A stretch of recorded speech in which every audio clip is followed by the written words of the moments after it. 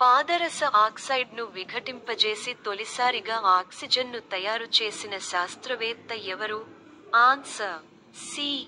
షిలే. షిలే తొలిసారిగా ఆక్సిజన్ను పొందినప్పటికీ, దాన్ని అధికారికంగా ప్రకటించింది Joseph priestly.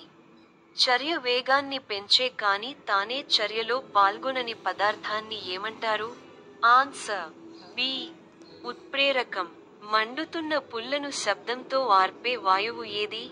Answer C. Hydrogen. Hydrogen మండినప్పుడు పాప్ అనే శబ్దం చేస్తూ ఆర్పబడుతుంది. ఇది హైడ్రోజన్ పరీక్ష, హైడ్రోజన్ పాప్ టెస్ట్ లో ఉపయోగిస్తారు. ఆమ్ల ఆక్సైడ్ల నీటి ద్రావణం ప్రభావం ఏమిటి?